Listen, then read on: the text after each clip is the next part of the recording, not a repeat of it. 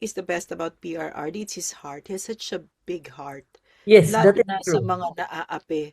Ayaw Totoo niya yan. yung naaapi. Ganon. Lalo na pag mahirap. Lalo na pag Hirap, OFW. bata, kahit yung mga Single babae, mom. Yung mga single mom, inaapi, yung mga bakla, ayaw niya yung inaapi-api. Ayaw niya yung ganon. So, yung mayroon pa nga. sinabi mo, yung minention mo na mga politicians na nagpolitiko pero walang alam, kasi nagpolitiko sila, hindi para magsilbi. Si PRRD, his very essence talaga is service. He likes to serve That people. is really true. Yeah, That's that's why his feet are on the ground and he knows the realities on the ground because he has made it his responsibility to go down and find out. But these idiots, no? Like mm, Bongbong Marcos is an idiot. Do you think he knows? He knows nothing. napaka-detach He ni hasn't Bongbong, made eh. it his Oo, responsibility to know the realities of the poor. Hindi, wala siyang alam. Walang alam yan. you Marami can sa kanila see it, ganyan. No? you can Go see it, ahead. actually, makikita mo yung Yeah. administrasyon ni BBM is very different from the previous administration of PRD. Kasi yung Wow. Yes. very, very extremely. But what I'm saying Yeah. is detach sa reality, kung ano kung paano naghihirap ang Pilipino. Alam mo, Yeah. makikita mo, like for example, ngayon may energy crisis. Kailangan ng, sabi niya, ito, hindi na natin itutuloy ang libreng sakay, pero itutuloy pa rin natin. Parang, ano ba talaga? Kahit sa pagsasalita mo pa lang, hindi mo maintindihan kung anong sinasabi mo. Alam mo yon. Yun lang is may damit. Ano Oo yun? nga, parang Diba? Nagsasabi niya. napaka-detached, hindi nila Ang naiintindihan. ginawa, I'm sorry, Ana, you know what? Oh, It really has gotten to the point where he has to resign. What's coming out of his mouth is so much bullshit, so much foolishness, that at the end of it, it is the Filipino people suffering. Your take on all of this. No? So, in the meantime, could we just first watch the first clip? This is a clip of the first time kasi, Professor Ana, all over the world. No, that's we're not true. just talking about Davao City, Mm, Manila, ganun. We're talking about in Japan, in mm, Toronto, in Vancouver, in Belgium, in mm, Italy, in Milan, mm. in In even the, in Ireland, in the in United States. The Hague. Oh, here it Yeah, is. yeah, here it is. Ito yung the wall of Mm. PRRD, no, sa The Hague. Sa And dahig. our OFWs were walking. And naiyak ako dito kasi you can see, no, they came for the birthday of PRRD to greet him, just to be there, no? And then Mm. they opened the gate and they were calling him. May maliit na butas. Mao ni siya ang pader. Sa likod ani na si tatay. I'm going to show you other clips pa kung meron pa kasi Mm. I also want you to see the thousands upon thousands who Mm. went there, no? Siya'y nagmamahal sa'yo, ang ating Diyos, ang tanging pag-asa mo. Grabe, no? As far as your eye can see yung yung flowers. And then they're sharing their food. And also they have, it's like a party. It's It's like like a really party. siya. It It's a is a birthday party. party. Yeah. Yeah. At saka may food, may ano tawag May nito, may mga dancing, flowers, may dancing, may program sila, may may speeches, I singing. think. Yeah. Yeah. Ano talaga, festive siya in a sense, pero nandun yung pagiging ano tawag nito, yung also like how do you call that? Yung solemn Mingaw. na ano Yeah, na mingaw yeah. good. Mingaw Mm. good. Pero parang ang nakita ko kasi dito yung init ng pagmamahal kay PRRD, no? Yes. So, I wanna ask you, look at that, Ana, Oh, no? that's in Look at Davao, I think. That Yeah. was in Davao, yeah. Mm. But Oh, even in The Hague, in The they Hague come from actually. from other countries. And what's Yan, this is si Pulong, yeah. Colong, Sa no? Hague yan, He was sa Hague. speechless. He was Mm. speechless. Parang hindi niya alam paano. O kasi syempre kahit kapag lalo na kapag malapit well anak siya, hindi niya siguro yan ma-imagine na talagang ang suporta sobra. At Yeah. saka, hindi niya siguro alam paano i-express yung appreciation this at the same time. Usually Yeah, he kasi was ganun. he said nga eh, sinabi nga niya, parang hindi ko alam kung ano sabihin ko, ang dami ninyo. Para talagang nabigla talaga siya. Even si um, Ma'am Elizabeth, parang lahat sila nabigla, no? mm. Kahit ako nabigla ako, talagang ang dami. And all over the world, no? Even in the Middle East na may gera, they Oh, started, mayroon they ngang gera really ang Middle East, ha? celebrated. Pero they found a way to Yeah. actually gather at So, saka so what are your thoughts on this? I mean, I'm correct, right? When I say that we've not seen anything like this in the uh, known democratic world for any leader, this global outpouring of love and affection and gratitude. Am I correct? I think it's not even just Filipinos, sis, Yeah, it's actually. not Hindi, anymore. No? it's even other nationalities na nakita Yeah, nila. Actually, if you really look at if you really look at the gatherings from different parts of the world, you can see na may mga foreigners na nandun, sis, yeah, hindi lang yeah, Pilipino. So you can yeah, see na alam mo yun, yung pagmamahal din natin kay Tatay Digong is ang ibang mga nationalities na i-express din nila, and there's probably very amazed, 'di ba, na yeah, gaano kamahal ng mga Pilipino ang Tatay Digong na samantalang hindi ganito ang makikita mo sa ibang naging presidente ng Pilipinas. So they're also amazed, and also that's why they're drawn to us. yeah, Actually, dyan sa Europe, maraming foreigners na nakasali. And I think this is one thing that kumbaga nadodraw sila na mag-participate kasi ang hirap nga naman intindihin, no? Na parang what ano ba ang nagawa ni Digong at bakit ganito siya kamahal ng mga Pilipino across the yeah. world? Yun yung siguro ang naisip nila na, Because Ana, never sila nagkaroon ng leader na ganyan. Na oh, ganyan. at the same time, never din tayo nagkaroon after 1986, nagkaroon ng leader na ganito kamahal ng mga Pilipino. So far, even be I would venture to even guess even from way before. I don't Even think. from way before, I'm actually thinking right now, who among those naging president ng Pilipinas na ganitong Yeah, pagmamahal? I'm actually thinking at the moment. Pero wala rin akong maisip sa utak ko ba? Wala akong maisip eh. Si ano lang, si PRRD lang talaga. si Na, PRRD lang. oo, na, alam mo, Bakit? Anong tingin mo bakit? I think it's really about his sense of leadership at saka yung sense of authenticity na talagang mahal niya ang Pilipino at ang bayan niya. Alam mo, ang lalim kasi niyan na at saka yung kanyang, alam mo, totoo kasi si PRRD, kahit ako. I mean, I had few moments with him nung patapos na ang presidency niya. Makikita mo yung pagiging totoong tao niya. At the same time, totoo din na may malasakit talaga siya at mahal niya ang Pilipinas at ang Pilipino. Ano yan how do you call that? It's something that mafe-feel mo siya as a connection to him. Kasi alam mo, sis, may mga ibang politician na you see them but you cannot have that connection. Hindi mo ma-feel na gusto ka, na totoo yung sinasabi nilang mahal, pagsisilbihan kayo, mahal kayo. May disjoint eh.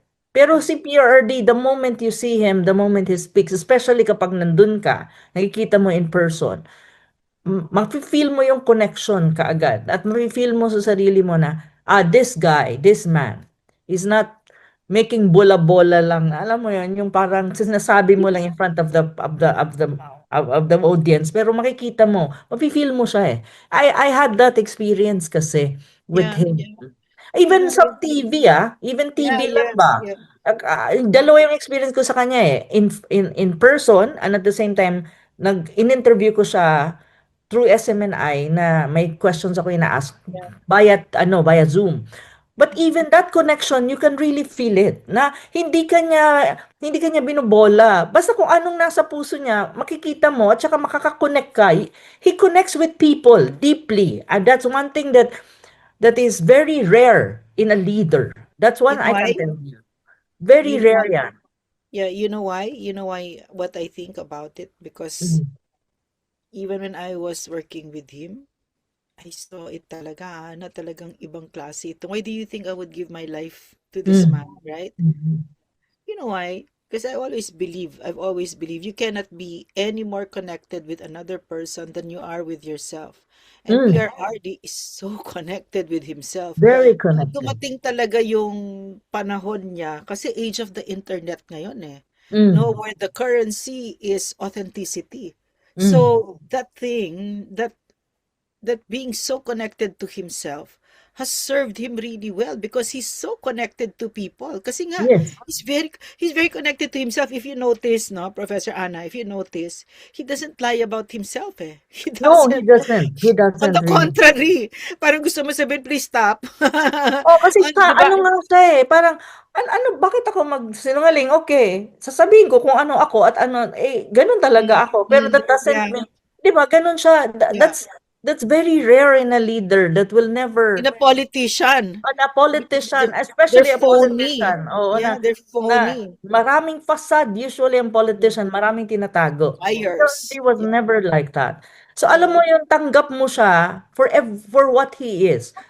Well, hindi naman perfect ang tao, pero meron siyang ano niya, kumbaga, yung iba kinikriticize siya. Like, for example, yung sa mahilig si PRD sa babae. Pero sabi nga niya, I admire women. So, what's wrong with that? Which is very, sa akin nga, nung Oh, mga you una know pa, what, Ana? You know what, I Ana? was like, wow. Magsi-speech pa yan. Sasabihin pa niya ganito. Alam nyo, 4 ang girlfriend ko. Ay, 3 pala, nag-break na kami. Diba? Alam mo And yun? seryoso siya, ha?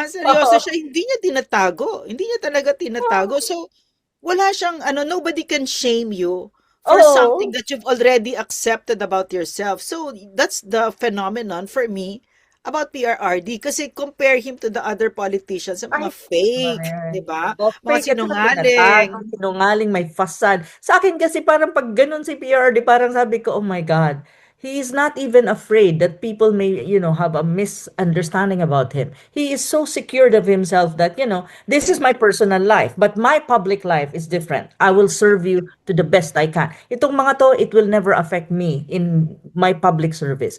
Ganun siya ka, alam mo, that is one thing that I really admire about him. He's not yeah. afraid to tell everyone kung ano siya at kung sino siya. So, And I have a question. ganito yung kailangan natin na Yeah, I what was we gonna don't have ask. this That's the actually. question. That's the question that I was going to ask. Kasi Oh. nga, um, we've not seen a more obscene set Mm. of politicians. Nakakadiri. Mm. Na talagang mapapamura ka talaga. Yung pagmumukha lang nila Luistro, nila Isidre, yung they make public avowals si Virus, 'di ba? Si Mm. Risa Ontiveros, they make public avowals to virtue. And Oo, yet, pero wala. you know that Risa Ontiveros pays people to lie and to destroy um noble and very distinguished na mga public servants like she did with CJ Corona, like she's doing with PRRD, with Pastor Quiboloy, with the Mm. Vice President, 'di ba? Mm. So, I'm saying that they're the very opposite of PRRD, the worst, 'di ba? They're They have fake. all Yeah. this mask, 'di ba? So, my question to you is, um what does the Duterte mystique, no? That magnet, no? What does that tell you about what people really want in their leaders? I think very important is authenticity and just being Yeah, true to yourself and true to the people. I think that is something that the yeah, Duterte brand, they have it, and but ang sinasabi nila, ganito kami. Eh kung ganito kami, tanggapin, kung gusto nyo kaming tanggapin, tanggapin, pero we will work for the country, we will yeah, serve the people. At makikita mo naman yun eh. So sa kanila is, walang cover up, alam mo yun, yun yung, yeah, walang cover up eh. Kung ano sila, as a person, yun sila. Pero, ang maganda lang doon is, okay, that's our personal life, but nonetheless, this is our public service. And if you yeah, look at the public service, you can see that they are really very much connected to the people. At saka yung on the ground realities. Kasi ganito rin yun eh. How PRD is being distinguished among other leaders or among other president na ngayon, existing at before. mm, Alam mo, one thing that I admire about PRRD, alam niya ang pulso ng Pilipino. Alam niya ang totoong kalagayan ng Pilipino. Alam niya kung anong kailangan ng Pilipino sa pinaka mababang antas ng buhay ng mga Pilipino hanggang sa pinaka mataas, yung elite at saka yung pinaka mababa. Alam niya kung ano, paano mag-isip ang elite. Pero mas alam niya kung ano ang nararamdaman at ano talaga ang kalagayan at psychology ng mga Pilipino. It's very important for anyone who wants to be president or leader of the country. Ang PRRD, talagang alam niya yon. Alam mo, lahat ng kanyang policy at lahat ng kanyang programa during his time, you can see, hindi siya ganun ka, it's not really grand, you know, if you really analyze it. But they are common sense and they are grounded. Grounded Like siya, what? nakatapat Like what, siya. for instance? For Oo. Like for instance, example, um, like for example, yung issue ng drug addiction at saka yung kanyang war on drugs na kinikriticize ng mga dilawan, was criticized by even some Western countries. But these are really the ground reality. yeah. Ground reality yan eh, na ang drugs is existing. Recognize niya na it has something to do with economics kasi naghihirap ang buhay ng mga Pilipino. Drugs are easy to be sold. On the other hand, andun din yung ramification ng drug addiction na kapag talagang drug addict ka, natutuyo yung utak mo, hindi ka makakapag, alam mo yun, distorted yung sense of right and wrong mo, you commit mistakes and you commit crimes. Sister, Ang, wag mo nang habaan. Sabihin mo na lang si Bongbong Marcos, oh, drug addict, precisely. 'di Oh, ba? andyan, Right? oh. Kasi Mm. natutuyo talaga yung brain. Alam niya ang Mm. psychology ng drug addict. Alam din niya ang psychology ng mga tulad na tawag mong drug lords. That Mm. these are really evil people, bad people, and they have guns and guns that, you know, will fight the government. So, yung encounter ng state forces mo at saka yung mga drug lords mo with all the guns and all, it really is a war. And this is really something, a reality. It's not as if it's a make-believe, and it happens. It's a real-life situation. So if that the case, these are common sense. But take note, common sense with experience. Kasi alam mo, ang maganda kay PRD, to be frank, is yung experience niya grounded. Yeah. May iba kasi na they become politicians, they become mayor, they become senators and all. They don't have the experience on the ground. They don't understand the psychology and what the Filipino needs really. And they kind of present themselves like, ano ako, ganito ako. Pero si PRD ganun lang siya eh. Hindi, 75 nga lang ako eh. Ganun siya eh. Mga valedictorian sila, pero ako yung boss nila.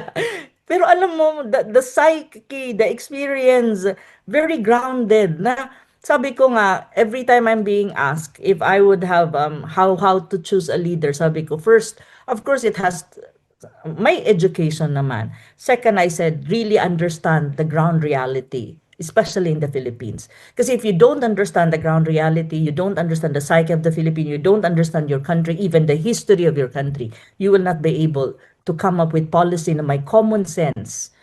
Pero PRRD really is that leader. I'm not kidding.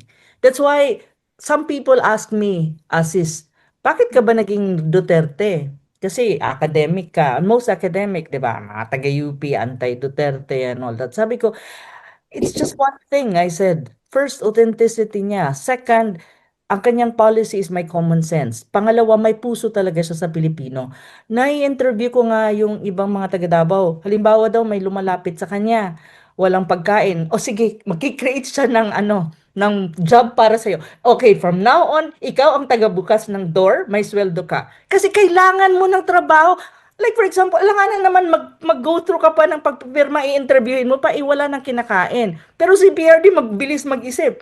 O ngayon, ikaw na ang taga-bukas ng door na yan, may sweldo ka, siguraduhin mo lang na ayusin mo yung buhay mo. Alam mo, may mga ganitong sitwasyon siya nung nang-mayor siya. Alam mo yun? Kaya ang daming tao sa City Hall ng Davao City Alam mo, because ganun siya. Sabi ko, I alam niya ang need ng Pilipino. Yeah. I measure kasi sumbongera ako.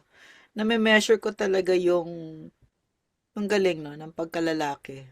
Kahit Mm. babae, no, kahit babae. Pag nagsumbong ako ay may gagawin siya. Kasi matagal ako bago magsumbong. Makikipag-away muna ako, gagawin ko lahat, no. Mm. Ganun yung patakaran namin kay PRRD, no, sa amin. So when I go to him at nagsumbong ako, ibig sabihin taob na ako.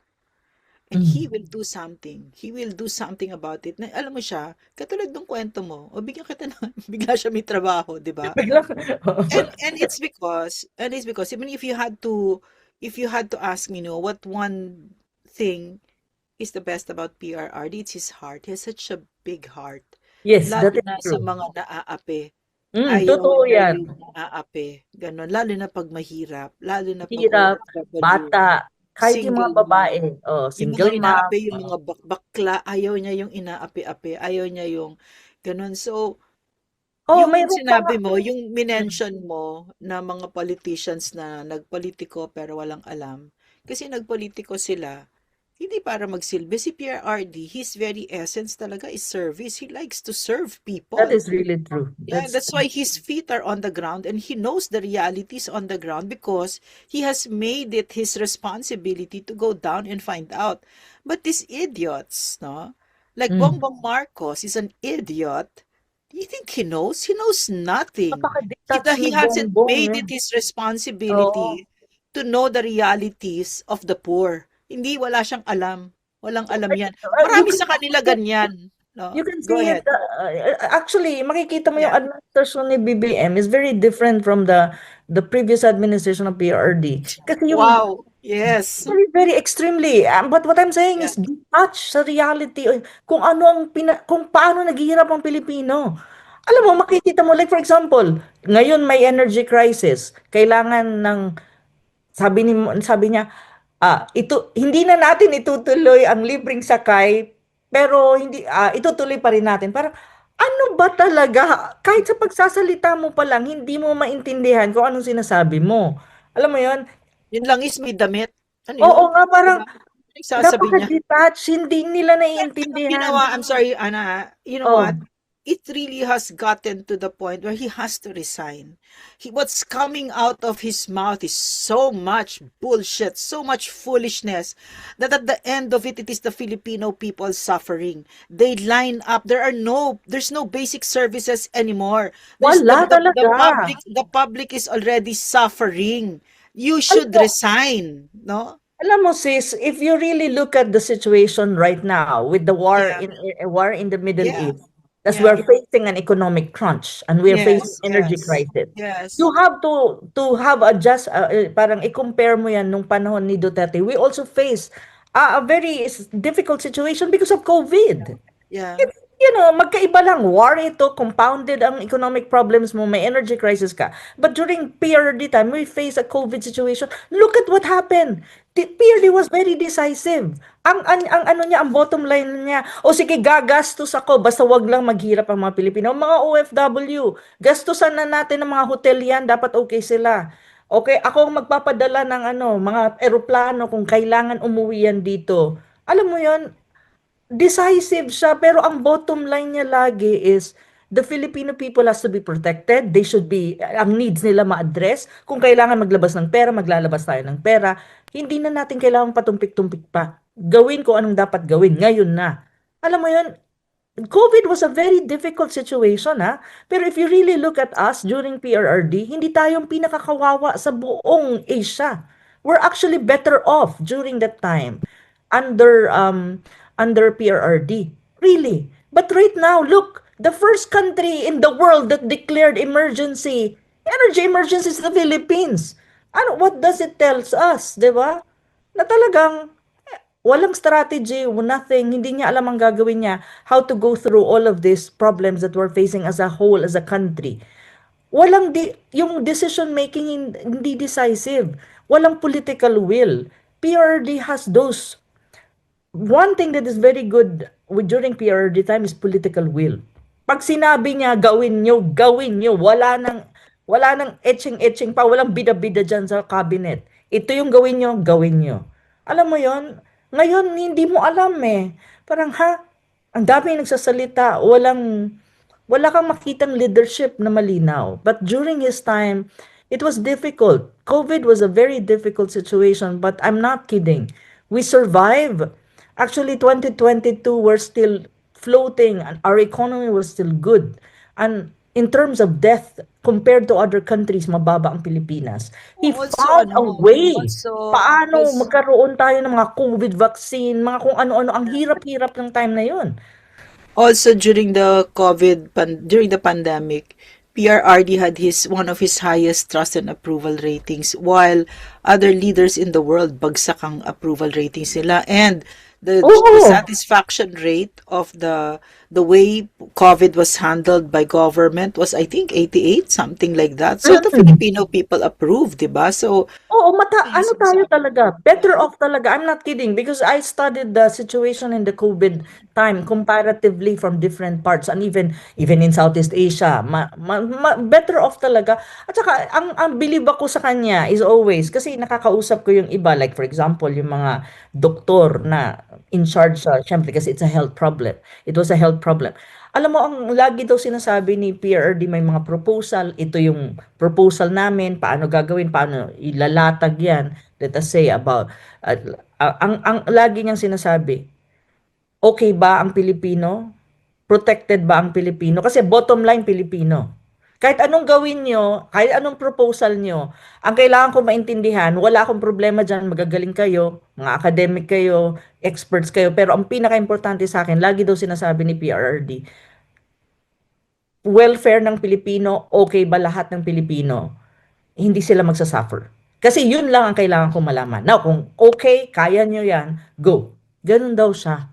Bottom line niya talaga kung ano ang makakabuti sa mga Pilipino, especially sa mga OFW. Kasi, ano, siyempre, galing and sa labas. Yeah. and the whole time that this COVID was happening, he was the captain of the ship, 'di ba? Yes. And because of his very strong leadership, kami in our own Kasi areas, kasama ka sa cabinet eh. we also stepped up and we had to be strong also kasi we were just following his lead, 'di ba? Phenomenal talaga yung leadership niya. So Anna, what we're seeing right now, no, the heart of Rodrigo Roa Duterte and his exceptional leadership, no, he was also an excellent executive, no. What Oo, we're oo. seeing right now, and it wasn't, I mean, when he was doing all of this, he didn't know that at some point in his life, he was going to be extraordinarily rendered by Bangag, right? He had no Mm. idea. He had no idea that this phenomenal show of love and gratitude for him was going to happen in The Hague and global, all over the world, di ba? But for me, that this is the trajectory of Pierre Ardy's life, no? That greatness that I saw in him, no? So, um, ang tanong ko sa iyo, Ana, what do you think is going to happen? What is the pinaka message of that global outpouring of love and affection for PRRD? And what is its consequence on the Marcos, on the impeachment, and all of this? Okay, on the impeachment, on all Mm. these maneuverings of Bongbong Marcos, Martin Romualdez to take the vice president out of the running, Um, presidential running. oo. First and foremost, i-contextualize natin Yeah. kasi Okay. may birthday, no? So Yeah. basically, ang pinag-usapan natin kanina sis is anong Yeah. klaseng presidente at leader siya ng Pilipinas, which is very Yeah. obvious, Yeah. no? Hindi natin yan madideny. Well loved until now, not only by Yeah. Filipinos but even by other nationalities. What, That one I can Ana, tell. question. What do Mm. you say to these idiots like Ronald Llamas who Sinabi nitong make fun of that this love and affection for the Filipinos? They say kasi, okay, who anong undermine sabi all nila? of that? Okay. Anong sabi nila? Kasi naman, that's a sign of insecurity.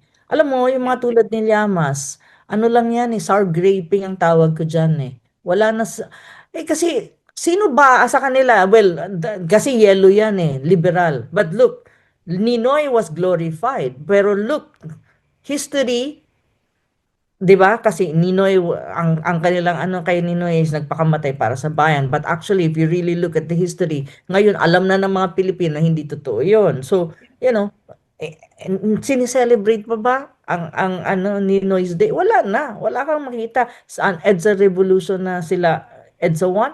Sineselebrate pa ba? Mayroon pa ba? Wala ka nang makitang ganun. To be frank with right now. Maybe the yellows are doing it, but ito Not yung like before, because before, not for like instance, before me, I because was so before dilaw. they were blinded because of Yeah. the propaganda. It was Yeah. everyone was By blinded Ronald because of that. Llamas, right? So, The likes of him and yeah. others, Tiberos, lahat yan. He's a political mercenary and and an Oo, opportunist, 'di ba? So, opportunity talaga. what do Pero you say to people who mga criticize him? tulad ni na Llamas, these are just a sense of their insecurity, politically speaking, and sour graping lang yan. At the end of the day, wala silang magawa. At wala rin naman silang, well, for a person na tulad ni Llamas na nakikita niya yung across the world, even within the Philippines, na makikita mo yung outpouring of love. Syempre, ang tendency kasi niya is to make fun of it, at to make like a joke That's the out of only thing it. they can do, Because no? that's the only thing they can do. They cannot do anything about it. They cannot destroy it. They Kasi cannot. Ana, they Ganun can't lang do this talaga. eh. No, despite No, they cannot. the billions that Tambaloslos is giving them No, as they media cannot. operations, they can't come up with something like this. No, They alam mo, cannot. and one thing that the whole world should know, it's like this, sis. Lahat ito, alam mo kung galing kanino ang pera na ginagamit mo para magluto ng pagdami-daming pagkain, iba-ibang putahe, maraming cake, maraming flowers, all across the world, even in Hong Kong na ako nag-attend doon. Yeah, yeah. Galing yan sa bulsa ng ating mga OFW, ha? As in, I'm not kidding. Bulsa yan ng OFW, walang pondo yan na binibigay ng kahit na sinong politiko, kahit na sino. Kasi ako mismo ang nagtatanong, kanino galing yung mga pera? Diyos ko, ang daming pagkain, ang sasarap, tapos mayroon pa kayong mga design stage, mayroon pa kayong mga program, mayroon pang nagsasayaw, nagkakantaan, all. Sabi ko, saan nyo kinuha yung pera? Panggastos. Ma'am, sa sarili naming bulsa. Imagine that. Hindi naman, alam mo, may iba na malalaki yung sweldo, may iba din na mga medyo maliit lang yung sweldo. Pero take note, they even share their own money para lang i-contribute at magkaroon ka ng celebration para kay PRRD.